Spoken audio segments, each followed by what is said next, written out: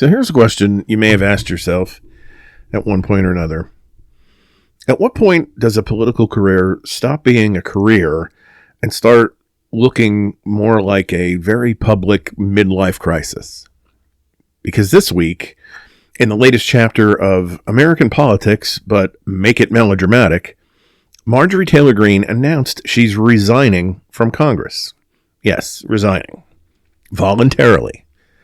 Like a person who believes in consequences. While there may be some folks out there who are sad, is that the word I want to use?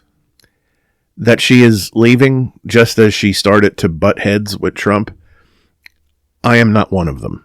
And look, I'm not normally the type to celebrate someone leaving a job, but when it comes to Marjorie Taylor Greene, let's just say I'm willing to make an exception.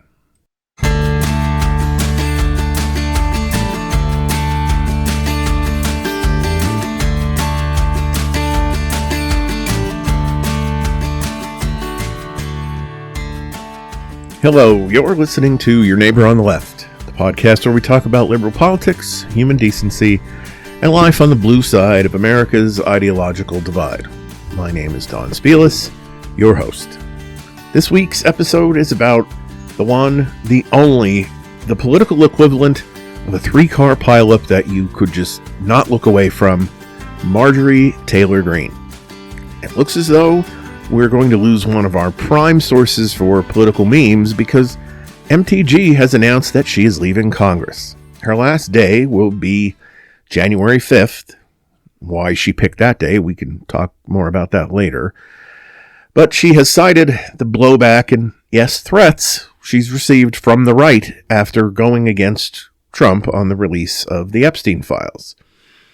And while it looked like just another temporary blip in the facade that is MAGA, this one won't get a chance to play out for more than, a month and a half? Lots to talk about where MTG is concerned, but before we wade into that, let's look at some hot topics.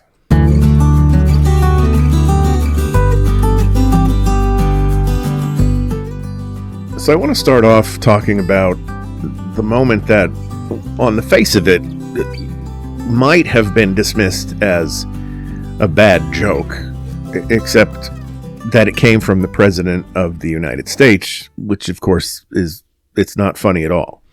And if you listen to Friday's Back Porch Files, I mentioned that I was going to do that episode on this topic, but some other things happened and I moved it to one of the sections of this.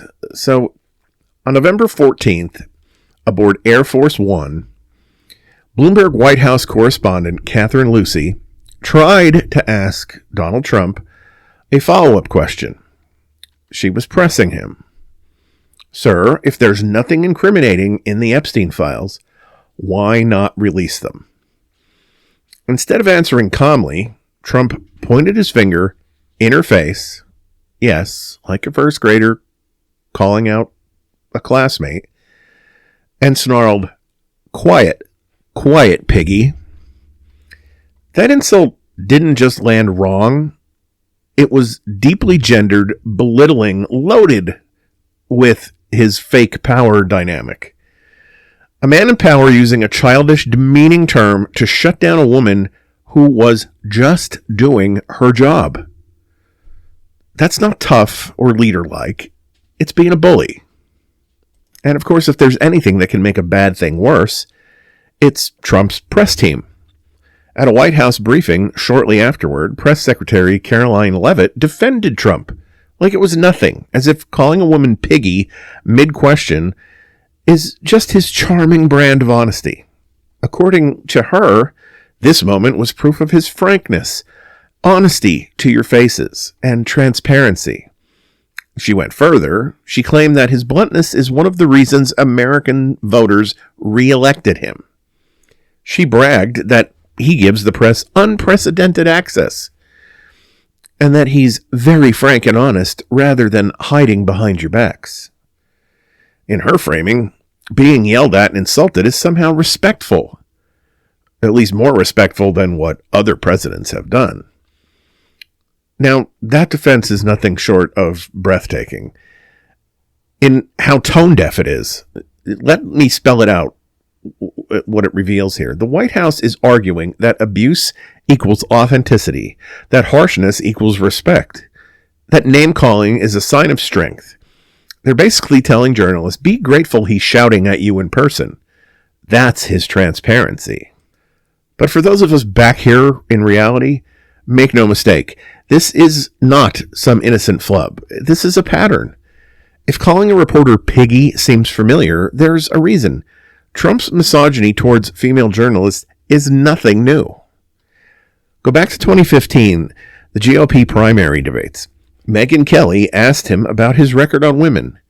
He fired back viciously, calling women he didn't like fat pigs, dogs, slobs, disgusting animals. Later, when she pushed him, he claimed blood was coming out of her wherever. It was a grotesque insult, not just crude, deeply humiliating. Now, fear not, Megyn Kelly overcame that nauseating comment by Trump. She is once again one of his most ardent defenders. I am woman, hear me compromise. Then there's Alicia Machado, the Miss Universe he once owned the pageant for. He famously labeled her Miss Piggy when she gained weight. It wasn't a one-off barb. It was part of a long tradition of him using body-shaming pig language to degrade women. And here we are again, Catherine Lucy, a professional journalist, facing the same kind of insult. Not because of what she said, because she dared to keep asking. The word piggy isn't neutral in this context. It's infantilizing, gendered, and a power play. It reduces her from serious reporter to cartoon character, squealing and insignificant. Now let's pause and consider what Levitt is actually defending. She's saying, this is honesty, this is openness, this is how it should be. But you know what that really means? It means if you're a reporter, especially a woman, and you ask tough questions, tough, appropriate questions, you better be ready for name-calling, condescension, and finger-pointing. And in the minds of Trump and his team, that is your reward for doing your job.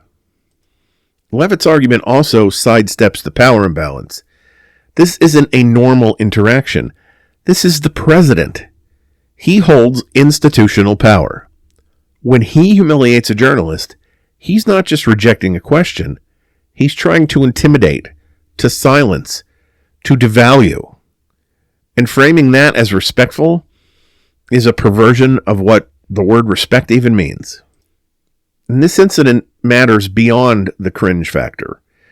First of all, the press freedom is under threat. A free press depends not just on access, but on respect.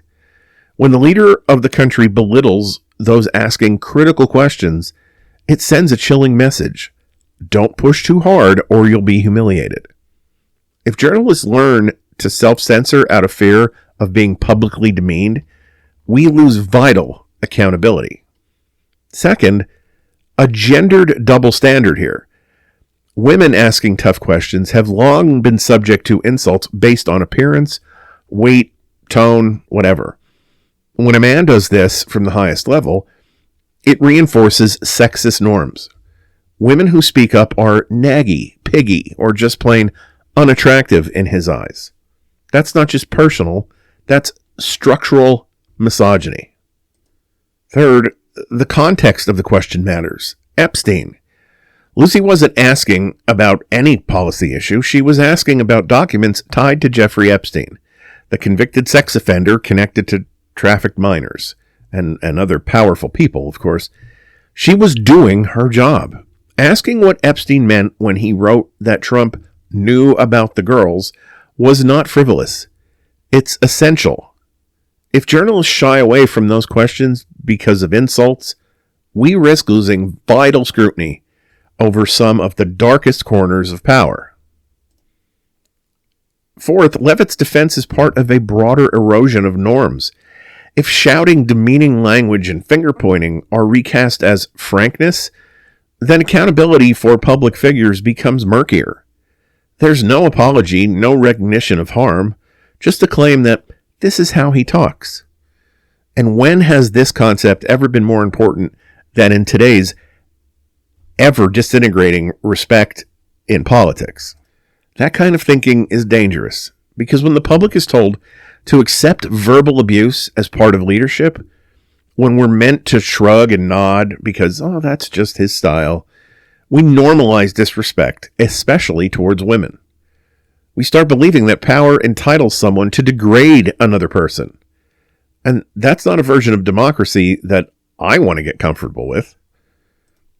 So in the end, quiet Piggy isn't just a throwaway insult. It's part of a long, ugly pattern, power lashing out at a woman doing her job. A powerful man telling a woman to hush, not with policy or with debate, but with childish insult. And his press secretary defending it like it's proof of his virtue. If we care about a free press, if we care about equal respect for women, and we should care about both, then this moment has to matter.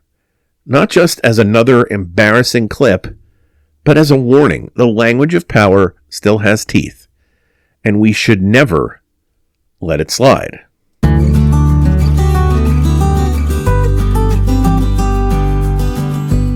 A major U.S. city hit by devastating storms, not once, but twice in the same season. Houses flooded, basements ruined, mold creeping in, people displaced. The kind of damage that historically would trigger a federal disaster declaration from FEMA, a city's lifeline in times of crisis. Except this time, in 2025, the president says nope. The president, of course, is Donald J. Trump, and he denied disaster aid to Chicago. Yes, Chicago, Illinois' biggest city, a Democratic stronghold, a place that quite literally leans blue. The decision wasn't about FEMA's numbers. It wasn't about technicalities. It was about retaliation. It was childish, and it was political.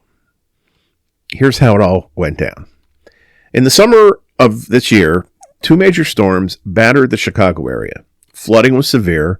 According to assessments obtained by E&E News, FEMA projected $83.5 million in recovery costs for the August storm alone. 3,269 homes were classified as having major damage. It's not a small rain puddle situation. This is serious, widespread destruction. The bulk of the damage was in Cook County, where Chicago lives. That county is overwhelmingly Democratic. 70% of it supported the 2024 Democratic ticket. Meanwhile, neighboring counties with minimal damage, some of which went for Trump, were included in aid requests, but apparently didn't push the needle enough politically. Governor J.B. Pritzker submitted not just one, but 2 formal applications for FEMA aid, asking for individual assistance to help residents repair flooded homes, deal with displacements, and rebuild. Yet on October 22nd, both requests were denied. The official letters, bland, clinical, offering virtually no meaningful explanation, just saying the aid is not warranted. That's not just dismissive, it's a slap in the face, especially to families who have to live in mold-infested homes or who can't afford to rebuild on their own. Now here's the thing. Presidents almost always approve disaster aid when FEMA recommends it. That's how it's supposed to work. FEMA inspects, they calculate damage, they make recommendations, and the president signs off. But Trump broke from that tradition. Former FEMA folks and other experts are pointing out what everyone else is whispering. This rejection came with political strings attached. 2 weeks before denying aid, Trump publicly attacked Pritzker and Chicago's mayor, Brandon Johnson, saying they should be in jail for failing to protect immigration enforcement officers. That's not subtle. That's not leadership. It's payback. Cook County, where the worst damage was, is a blue working-class area. It's not some wealthy red suburb. Denying disaster funds there is not just neglect. It's using disaster response as a political weapon. This is deeply petty and childish. This is right out of middle school. When someone's not your friend, you don't help them. You withhold, you punish, even if they're hurting. That's exactly the energy here. Trump isn't arguing that the damage wasn't bad enough. FEMA's own assessment said the damage was extraordinary. He's not making a nuanced policy call. He's punishing a blue city. This isn't just about disaster aid. It's about power, about loyalty. He's signaling, if you're not in my camp, tough luck when the storms hit. It's transactional, petty, vindictive, and extremely dangerous. Because when disaster strikes, people don't care about politics. They care about shelter, water, a warm bed, a safe home. This isn't the first time he's done something like this. Trump has repeatedly leaned into politicizing FEMA. He's talked openly about weakening or even eliminating FEMA, shifting disaster response to the states, especially states he doesn't like. He and his team have denied aid to other places too, notably Illinois, Maryland, Vermont. Experts are seeing a trend, disaster assistance being used as a reward for loyalty, not a humanitarian obligation. At the same time, he's been quick to approve aid for states that lean red or that supported him in past elections. That kind of selective generosity isn't just politics, it's transactional governance. It's a win-or-else style of leadership. But let's talk about what this means for real people, because this is not a political game for them. It's their homes, their lives, their safety. There's mold and sewage contamination. When floodwaters come, basements and living spaces don't just get wet, they get moldy. They become health hazards. There are high repair costs. The average cost per household, according to the appeal, was $16,784. That's a massive burden for many families, especially when insurance doesn't cover everything. Displacement, families may be forced to leave their homes temporarily, or worse, permanently, if repairs are too expensive or unsafe. And yet, Trump's administration says, nah, your problems don't warrant a federal lifeline. The message, of course, is, if you don't politically align with me, your suffering can wait. Trump's administration will argue that this is responsible governance, that it's about protecting taxpayers, about being fiscally prudent. But when you look at what he is funding, where he does approve aid, the argument collapses. He's rejecting help to a Democratic city because of politics, but out of the other side of his mouth, he's championing cuts to FEMA altogether. He's pushing for states to pick up more of the tab. But when blue states ask, he just outright says no. This isn't about saving money. It's about controlling who gets what and when. It's political leverage, not public service. This denial is far from an isolated incident. If you allow a president to weaponize disaster aid, you open the door to a very dangerous pattern. Disaster as a political tool. Aid becomes less about need and more about loyalty. Erosion of national solidarity. Instead of rallying around communities in crisis, rain or shine, you punish the ones you don't like. And of course, it undermines FEMA's mission. FEMA exists to help people when disaster strikes, not to be a political ATM. And it has a chilling effect on vulnerability.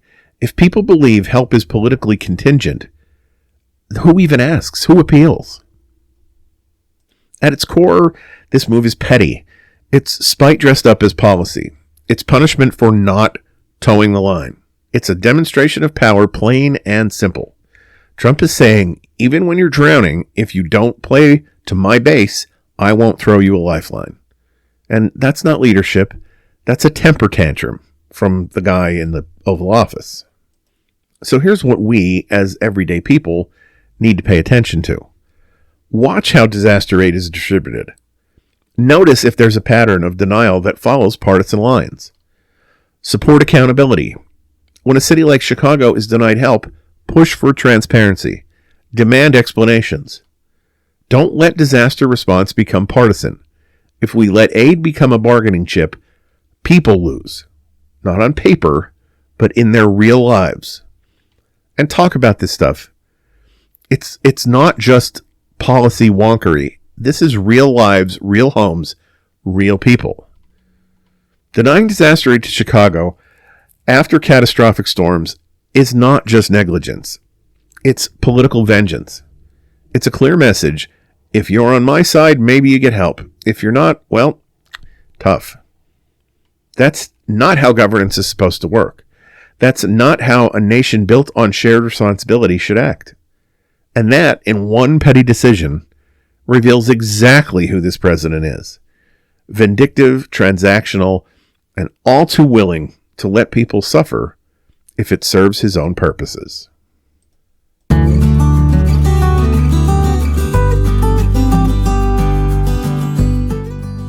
Now let's talk about a moment that I think we all saw coming, at least most of us, but that the president apparently thought he could hide under a red hat and a mountain of all Capital's Truth Social posts. Because this week, in a move that should surprise absolutely no one who has ever been to a grocery store, the Trump administration quietly, oh so quietly, announced it would reverse tariffs on a list of consumer staples. Coffee, furniture, appliances, everyday items that people actually buy. And do you know why they wanted to reduce these tariffs? To lower prices for American consumers. Let me say that again. To lower prices for American consumers. Now, for those of us with two functioning brain cells to rub together, this is the public policy equivalent of leaving the bathroom and saying, "No, I didn't clog the toilet," while holding a plunger dripping in evidence. Because if tariffs didn't raise prices, according to Donald Trump, why would reversing tariffs lower prices? Tariffs are being reversed to lower prices is the smoking gun he accidentally waved around in broad daylight. And folks, you can't claim you aren't the arsonist while you're holding the flaming matches. Let's rewind a little bit. For years now, Donald Trump has insisted that tariffs do not raise prices for Americans. He said it over and over and over. It's one of those statements that he repeats with such confidence that his supporters act like it must be true. China is paying for the tariffs, he insisted. China is paying for everything. Meanwhile, every economist outside of the Trump administration itself, literally everyone, said that was false. Not controversial, not debatable, not a partisan issue, just basic economics. Tariffs are a tax on imports. Taxes on imports raise the cost of importing things. Companies pass those costs on to consumers. Consumers pay more. End of story. It's not theoretical. It's not ideological. It's arithmetic. You can explain it with refrigerator magnets shaped like numbers. And yet for years, Trump has pretended that he had invented a kind of magic tariff where somehow the money teleported from Beijing or wherever else into the U.S. Treasury without touching a single American wallet. Meanwhile, your grocery bill goes up. Your furniture costs more. The price of coffee jumps up to double. And the only people who seem shocked by this were, shockingly, the same people who told you China will pay for everything. So here we are. Coffee prices got too high. Furniture prices got too high. Retailers complained. Households complained. People were stretched thin, and politically, Trump was starting to pay a price for pretending reality doesn't exist. And now, suddenly he wants to be the hero riding in with a tariff reversal. Imagine breaking someone's legs and then showing up later with crutches demanding applause. This reversal is an admission, a confession, a loud, unmistakable acknowledgement that tariffs raised prices, because the administration is literally reversing them to lower prices. There's no other explanation. There's no alternative interpretation. There's no galaxy brain reading of events where tariffs somehow hurt China exclusively, but reversing them helps Americans. This is Trump economics in a nutshell. Make a mess, deny the mess, get credit for cleaning the mess, then insist the mess never existed. And now on to my favorite part of this whole saga, the sycophants. Because Trump doesn't exist in a vacuum. He exists in an echo chamber lined with people who will nod their heads so hard you'd think they were trying to earn frequent whiplash miles. Enter Scott Bessent. Scott. Trump's economic guru, which these days seems to mean the person willing to go on TV and say the president is right, even when a whiteboard, a calculator, and the price of coffee all disagree. But for months now, Bessent has been popping up on Fox Business and conservative podcasts and all sorts of other places saying things like, tariffs aren't inflationary, and China will shoulder the costs, and my personal favorite, Americans aren't feeling the tariffs at all. I genuinely hope Scott gets hazard pay for saying things that are untrue into microphones. It has to do something to your soul after a while, wouldn't you think? He has defended Trump's tariff fantasy like his mortgage depended on it. He insisted, with a straight face, that tariffs make America stronger, cheaper, and safer, basically turning trade policy into a magic bean that solves every problem. And now that the administration is reversing tariffs to, again, lower consumer prices, where is Scott Bessent? He's out there still doing the media rounds, still insisting nothing was wrong, still telling the American people that this is all part of the plan. Sure, Scott. Just like the Titanic sinking was part of the ship's extended underwater tour. You know who didn't fall for the China pays, the tariffs fairy tale?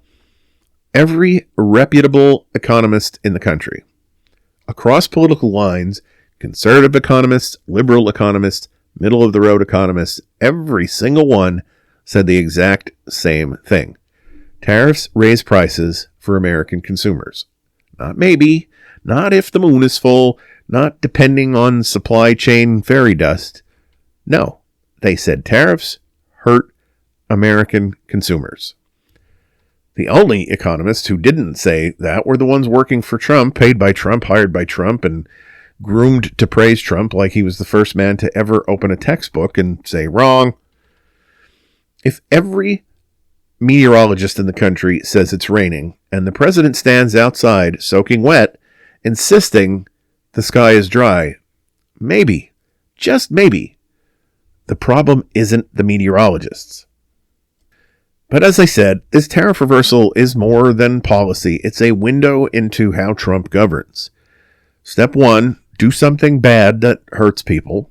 Step 2, deny that it hurts people. Deny reality. Deny, math. Step 3, wait until the political pressure becomes unbearable, like when the price of groceries starts to become a national conversation. Step 4, undo the bad thing as quietly as possible. Step 5, claim you're saving America from the very problem you created. It's like setting a fire, watching the house burn, then handing someone a bucket of water and saying, look at me, fixing this fire that no one caused. But we can't forget about regular people in this, because tariffs aren't just an abstract policy argument. They affect the cost of groceries, the cost of clothes, the cost of appliances, the price of furniture, the price of electronics, and yes, the price of your morning coffee. We are living through a period where families are stretched when inflation, real inflation, not the social media inflation people scream about, is hitting budgets. So when tariffs push everyday prices upward, people feel it immediately. And when the administration finally reverses these tariffs, it's not because they suddenly discovered compassion. It's not because their economic worldview has grown or matured. It's because their own political survival depends on not making voters angry every time they walk into a Walmart. Trump didn't reverse tariffs because he cares about your budget. He reversed tariffs because your budget was becoming a political liability. And the best part of all this is watching conservative commentators twist themselves into pretzels trying to justify it. Oh, actually, this is 4D chess. This was always the plan, to apply tariffs strategically, then roll them back strategically. He's protecting American workers by adjusting the tariffs in real time. Sure. You know who else adjusts things in real time? People who set the kitchen on fire and then have to adjust the volume of the smoke alarm. If this had been the plan, the economists would have admitted from the beginning that tariffs raise prices. But they didn't. They insisted that they don't. You cannot simultaneously claim tariffs don't raise prices and that removing tariffs lower prices. You can't square that circle. Not even with patriotic glitter glue. And that's the point I want anyone listening to the sound of my voice to walk away with. This isn't just about tariffs. This is about the inability to admit mistakes, the refusal to acknowledge basic facts, the willingness to hurt Americans to maintain a narrative, the reliance on unqualified loyalists like Scott Bessent to launder nonsense into expert commentary, and the constant, exhausting gaslighting. Trump didn't reverse tariffs because he's correcting policy. He reversed tariffs because his policy failed, and he can't admit it. He won't say it. Scott Bessent won't say it. Trump's media surrogates definitely won't say it. So I'll say it clearly. Tariffs raised prices. Tariffs cost Americans money. And reversing them proves it. There's no spin left to apply, no excuse left to make. This is what happens when ideology meets reality. Reality wins, even when the president pretends not to notice. This tariff reversal is the economic equivalent of a toddler breaking a lamp, denying he broke the lamp, then sweeping up the glass and saying, "See, I'm helping. I'm a good boy. No one helps like me." At some point, the rest of us have to stop pretending this is normal.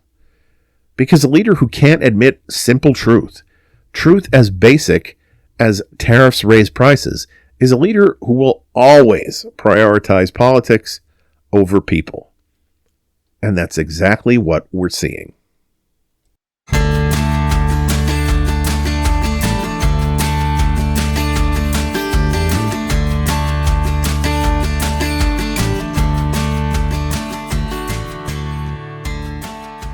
All right, so now for the main topic of this week's episode, Marjorie Taylor Greene.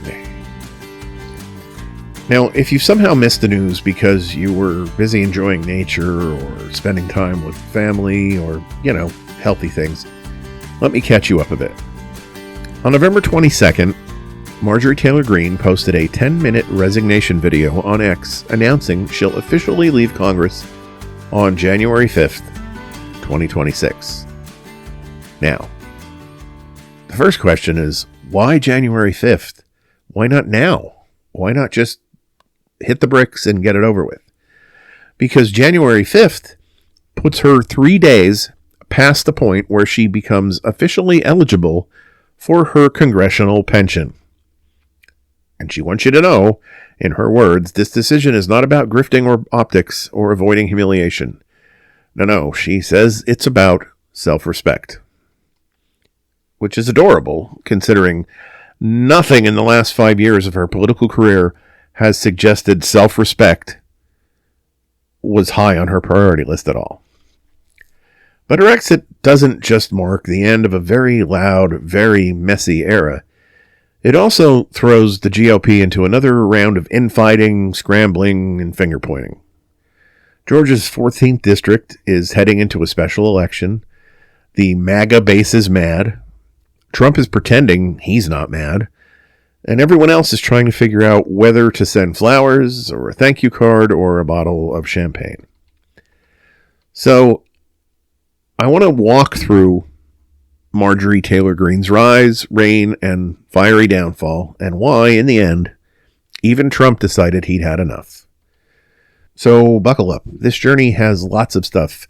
It has QAnon. It has insults. It has mispronounced soup, international incidents, and a feud so ugly it makes Real Housewives look civil. Let's start off back in 2020, a year defined by lockdowns and conspiracy theories and the feeling that time had lost all meaning. Out of that chaos emerged Marjorie Taylor Greene. Born in 1974 in Milwaukee, raised in Georgia, with a background that included running a CrossFit gym, posting unhinged Facebook videos, and believing that the government was controlled by satanic Democrats who drink children's blood. So, normal starter kit for a future GOP star. She rode the MAGA wave like a pro. In Georgia's GOP primary, she defeated established Republican by hugging Trump so tightly, I'm surprised she didn't leave an imprint. With Trump's endorsement and the adrenaline of a radicalized base, she won her 2020 election and entered Congress as the self-proclaimed warrior for America First. But almost immediately, and I mean within hours, the scandals began resurfacing. Old videos where she praised QAnon, old posts with anti-Semitic conspiracies, old behavior harassing a school shooting survivor on the street. Democrats called for censure. Republicans pretended they didn't know her. And Greene, she doubled down. Anyone criticizing her was a traitor. She walked into Congress like she was auditioning for the WWE. And all of this is happening as January 6th approaches. She attends the Stop the Steal rally, posts cryptic messages about patriots taking their country back, and then, out of nowhere, when asked under oath months later, suddenly she can't remember anything. Nothing. Total amnesia. Complete mystery. January 6th? Never heard of it. It was like interviewing someone who'd woken up in a bathtub with no organs. MTG's loyalty to Trump made her a star and set the stage for everything that would come next. Let's be honest. If you tried to collect every Marjorie Taylor Greene scandal into one place, you could fill an entire season of television. But I'm going to hit the highlights, the iconic, unforgettable, and deeply stupid moments that got her where she is today. So let's start in early 2021. The conspiracy queen goes to Washington. Her famous 2018 post about Jewish space lasers goes viral. She tries to blame California wildfires on a Rothschild-funded orbital death ray, which is the political equivalent of yelling aliens did it during a wildfire briefing. Then comes her harassment of Parkland survivor David Hogg, following him, filming him, calling him a coward because he didn't want to get shot in school anymore. And this was before she had even served a day in Congress. Republicans stripped her of her committee assignments. Democrats demanded more. She cashed it all in for internet fame. 2022, the Gazpacho heard around the world. On Steve Bannon's podcast, because, of course, she tries to warn Americans about Biden's Gestapo, but instead she calls it Biden's Gazpacho police. Now, I don't know about you, but when I think of cold tomato soup, I do not think of authoritarian regimes. This moment was memed into oblivion. TikTok had recipes. Late night television had a field day. Even Spanish cuisine bloggers weighed in. And yet, she kept going. That same year, she quoted A Few Good Men in a hearing. "You can't handle the truth," which prompted Aaron Sorkin himself to tell her publicly to go to hell. Congratulations, Mr. Sorkin, for saying what the rest of us were thinking, by the way. She also jumped into anti-trans rhetoric with the grace of a falling refrigerator, calling Dylan Mulvaney a man in a dress and igniting yet another culture war. Up next, 2023 and 2024, screaming, insults, and viral moments. At the 2023 State of the Union, she heckled Biden by yelling, "How's Hunter?" like a drunk aunt at Thanksgiving. She got fined for disruptions. She bragged about the fine. Then came the hearing where she insulted Representative Jasmine Crockett, saying, "I think your fake eyelashes are messing up what you're reading." Crockett, after asking for her comments to be censured because of the forbidden nature of personal insults during an official House meeting, was turned down, Crockett turned around and delivered a clapback heard around the world, calling MTG a bleach blonde, bad-built butch body. And suddenly, the GOP had to sit through a week of headlines about how one of their own was outclassed by a freshman Democrat with a sharper tongue and better hair. By 2024, Greene was insulting her own colleagues' looks during a Garland contempt hearing. No policy arguments, just insults. She was running Congress like it was a YouTube comment section. Which brings us to 2025, the year everything broke. Chairing the new Doge Committee, yes, that was the acronym, she used her position to target trans athletes, demand resignations from random officials, and call people mentally ill biological men. If you're asking yourself, what did this have to do with the Department of Governmental Efficiency? It's a very good question, and I don't have the answer. She ranted about Zelensky needing to resign for peace, as if international affairs work like a Facebook drama. She picked a fight with Whoopi Goldberg, calling her the voice of the radical left, which I'm sure was news to about 80% of Democrats who don't even watch The View. By this point, her brand was simple: loud, cruel, and painfully misguided. Oh, and constantly trending. Behind the scenes, trouble was starting to brew. Here's the twist on our little political soap opera. The person she idolized most, the man she treated like a political god, would eventually turn on her. In early 2025, Greene decided to take on Trump from the right. Yes, the right. She criticized his foreign aid packages. She criticized his debt ceiling deals. She criticized Republicans for ignoring ACA subsidy lapses. Then came the Epstein Files disaster. Greene pushed to unseal the entire archive. Trump's team said, absolutely not. And instead of reading the room, she accused Trump of betraying victims. Trump responded the only way Trump knows how, by throwing her under the bus, backing it up, and running over her again. He called her wacky, a ranting lunatic, and said she had gone bad. She compared herself to a battered wife.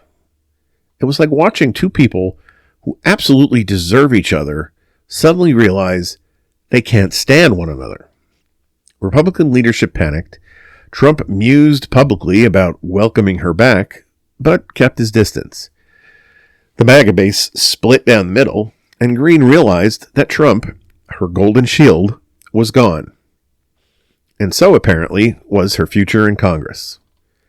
So on November 22nd, she released that resignation video. 10 minutes of defiance, self-pity, emotional wobbling, and accusations that Washington is hateful and corrupt. She said she refused to participate in a hateful primary, which is interesting because she has personally delivered enough hate to power the grid of a small town. And let's be honest, the timing just happened to coincide with the pension cutoff. Just a coincidence. Like the way reality just happened to contradict her every other week. Her promised exit has caused immediate chaos. Republicans are scrambling for a replacement. Strategists are doing panicked TV interviews. Democrats quietly opened champagne, and Greene, finally free of Congress, or soon to be, has started teasing future projects while insisting she didn't want to run for president in 2028. But when you get right down to it, the truth is her career ended the way it began. Loudly, dramatically and in a firestorm of her own making. And so, there you have it. The rise and fall of Marjorie Taylor Greene.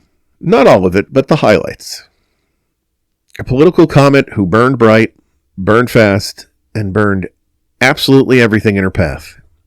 Her story is a warning about what happens when outrage becomes a governing philosophy, when cruelty becomes your brand, when conspiracy becomes currency, and when you build your entire identity around loyalty to someone who doesn't actually care about you.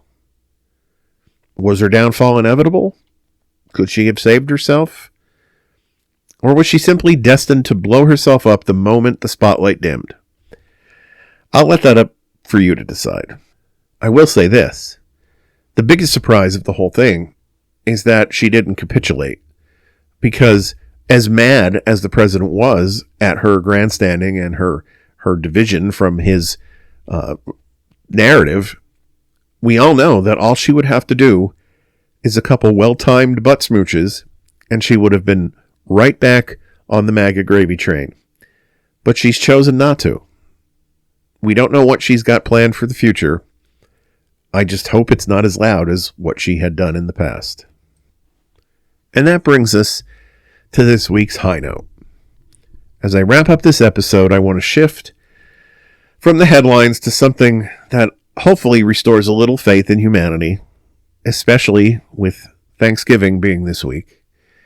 In the shadow of ongoing battles against Trump administration policies, a small but mighty group in Washington state turned a simple act of giving into a beacon of hope and community. It's the story of the Evergreen Resistance's absolutely free sharing market, held just 2 days ago on November 22nd, and how it brightened one person's unexpectedly joyful holiday prep. Evergreen Resistance is a local chapter of the National 50-51 movement, a grassroots network born from the massive 50 protests, 50 states, one day actions that kicked off in February to push back against what organizers called the authoritarian drift of the Trump White House. From rallies against Project 2025's overhaul of federal agencies to stands for reproductive rights and immigrant protections, they've been on the front lines, channeling frustration into organized resistance. But this event, it was their love letter to the idea that fighting back doesn't have to mean division. It can mean coming together, sharing what's yours, and building abundance from scraps. So picture this. Sokoluk Hall at the Thurston County Fairgrounds in Lacey, Washington, buzzing on a crisp fall Saturday afternoon. From 2 to 5 p.m., tables overflowed with gently used treasures, clothes, books, kitchen gadgets, art supplies, even board games, no strings attached, no cash required. Folks dropped off what they could spare, think everything from vases to shelves, minus the big ticket or broken stuff, and took what they needed. Leftovers, sorted, cleaned, and donated to local charities. To make it even more inclusive, they kicked off with a COVID cautious hour for masked folks, followed by priority access for foster families and SNAP or WIC recipients. And the vibes? Live music wafted through the air, volunteers swapped cookies, and a mending station fixed up treasured heirlooms on the spot, and, because why not, a violin petting zoo. Let kids and adults bow their way to smiles. Oh, and adorable goats in sweaters roamed around because in a world gone mad, therapy farm animals are non-negotiable. But the real magic unfolded in the quiet moments, like the one shared by Candace Mercer, a wheelchair-using activist and investigative journalist who's no stranger to tough days. Candace wheeled in, her need to hunt and gather in full swing after pouring all her energy into a community garden project. She scored big. 3 board games, a crazy windfall, kitchen essentials, frames for her art, garden vases, and little shelves for her objects d'art.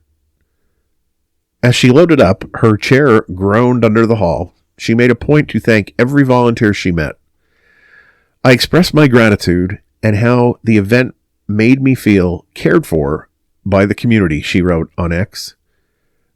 I said I understand them wanting to protest, but this is really doing something important. For Candace, facing a lonely Thanksgiving without nearby family, the hall wasn't just stuff, it was a lifeline.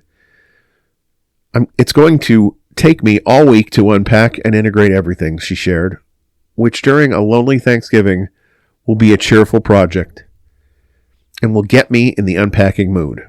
What started as a resistance rally's side hustle became her holiday spark, sorting treasures, dreaming up new garden plots, and feeling, for a moment, like the abundance of her community outweighed the chaos outside. Goats and sweaters? Check. Hot dogs and teamwork amid the copacetic chaos? Check. In her words, thank you so much, Evergreen Resistance. This isn't just a feel-good blip.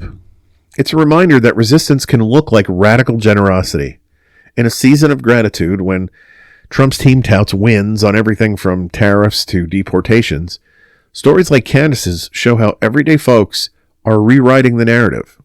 One free shelf, one shared cookie, one defiant act of care at a time. If that's not the true spirit of Thanksgiving, giving thanks by giving back, then I don't know what is.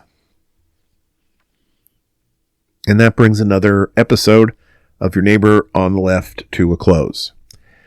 I want to say happy Thanksgiving to all my friends and listeners and anybody out there in between. May your table be full of warmth and unexpected joys. If you'd like to reach out to me and tell me some things that you're thankful for this year, you can do so by using any one of the social media platforms that the podcast uses. The links to all of those are on the Linktree page, and the Linktree address is in the episode description. You can also reach out to the podcast via email. That address is neighboroutleftpodcast@gmail.com. I would love to hear from you. Please reach out. But if you don't, as I said, happy Thanksgiving. We'll be back on Friday with another supplemental Back Porch Files. So until then, stay kind, stay engaged, and as always, have the kind of week you'd wish for others.